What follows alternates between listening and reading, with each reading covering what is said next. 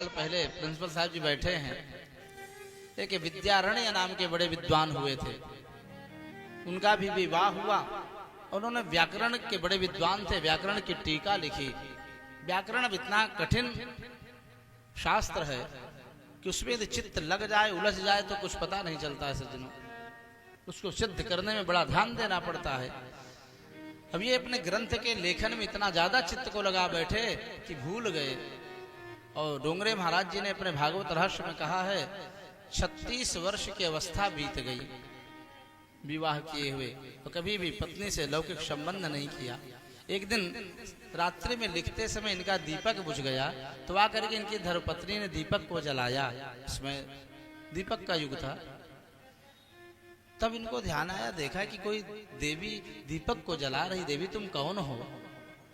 बाह्य वृत्ति से इनका मन इतना ऊपर उठ गया, कहा नाथ आप मुझे भूल गए, मैं आपकी धर्मपत्नी हूं, भामती मेरा नाम है, आप भूल गए हैं। याद आया, ओहो देवी तुमने मेरे सुख के लिए अपने सुख को त्याग दिया। मैंने तुम्हें लौकिक पुत्र तो नहीं दिया, लेकिन हम तुम पर प्रसन्न हैं। और जिस दिव्य ग्रंथ की मैंने रचना की है व्याकरण में, इसको तुम्हारे पुत्र के रूप में तुम्हारे नाम से मैं इसका नामकरण कर रहा हूं। भामती टीका उसका नाम किया सज्जनों। तो ऐसे ऐसे दिव्य ब्रह्मचारी हुए गृहस्थाश्रम में रह करके भी इस भारतवर्ष में सज्जनों। भगवान कर्दम महर्षि ने कहा, हे देवी वरदान मांगो, क्या चाहते हो? तुमने मेरे कारण अपने शरीर को सुखा दिया है। हे नाथ मैं आपसे यही प्रार्थना करती हूँ कि मेरी गोद भर जाए, पुत्र पैदा हो जाए, ऐसा आशीर्वाद दो, कृपा करो। ठीक है, बिंदु सरोवर में जाकर के स्नान करो। अप्सराएं प्रकट हुई, बिंदु सरोवर में स्नान करवाया, तुरंत कुमारी रूप में एकदम युवा हो गई सज्जनों। दिव्य कामक विमान में बैठा करके स्वर्गलोक के नंदन मन में विहार करने के लिए महर्षि कर्दम लेके गए। कालांतर में 9 कन्याएं प्रकट हुई हैं इनके यहाँ। अरुंधति, कला, अनसुईया आदि सब इन्हीं की पुत्रियां हैं सज्जनों।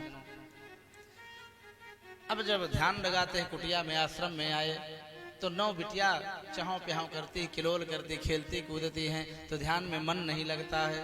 शोरगुल ज्यादा हो रहा है, बहुत दुखी हुए। कहाँ तो मैं तपस्वी योगी था और कहाँ गृहस्थाश्रम के झंझट में फंस गया। देवहूति पत्नी से बोले, देवी अब मैं जा रहा हूँ वन में भजन करने के लिए, यहाँ पर मन नहीं लगता है। सुनते ही देवहूति कांप गई, आंखों से अश्रुपात होने लगे और हाथ जोड़ करके प्रार्थना करते, हे नाथ यदि आप भजन करना चाहते हैं तो करें, अच्छी बात है, परंतु मैंने आपसे पुत्र की याचना की थी, आपने वरदान दिया था, आशीर्वाद दिया था पुत्र होने का। अभी मेरे पुत्र तो हुआ नहीं, भी तो कन्याएं ही कन्याएं हुई हैं। आपके जाने के बाद मेरे बुढ़ापा के समय में कोई सहारा रूपी एक पुत्र तो होना चाहिए। ये कन्याएं तो पराया धन, ये तो विदा हो जाएंगी। अब स्मरण आया महर्षि कर्दम को कि भगवान नारायण ही पुत्र बन के आने के लिए वरदान दिए थे तपस्या के समय, रुक गए। और यहाँ पर माता देवहूति ने अपने आप को कोशा है। धिक्कार है मेरे जीवन को। मनुष्य तन पाने के बाद जिस व्यक्ति ने न तो भगवत चरणारविंद की सेवा की, न ज्ञानार्जन किया, न वैराग्य धारण किया, न धर्माचरण किया, उसका जीवन व्यर्थ ही है। नेहयत कर्म धर्माय न विरागाय कल्पते, न तीर्थ पद सेवायै जीवन्नपि मृतो हि सः। वह व्यक्ति भले ही जीवित है, लेकिन वो मृत माने मुर्दे की तरह है। हे नाथ मैं देवताओं की माया से ठगी गई, आपसे विषय भोगों की ही याचना की। आप जैसे परम ज्ञानी तपस्वी ऋषि पति देव को पा करके मैंने न तो ज्ञानार्जन किया, न धर्माचरण किया। इस प्रकार से महर्षि कर्दम जी रुके हैं। और कुछ काल के अनंतर इनके यहाँ साक्षात भगवान अपने अंश से कपिल भगवान के रूप में, पुत्र के रूप में प्रकट हुए हैं। बोलो कपिल भगवान की जय हो। सांवले सलोने ठाकुर आज भगवान योगी के रूप में प्रकट हुए हैं। ब्रह्मा जी अपने 9 मानस पुत्रों को लेकर के प्रकट हुए। भगवान ने अवतार धारण किया है। मरीचि आदि सब ऋषियों के साथ प्रकट हुए हैं। वशिष्ठ आदि सब साथ में सज्जनों। ब्रह्मा जी ने कहा, हे कपिल, हे कर्दम, तुम बड़े ही सौभाग्यशाली हो।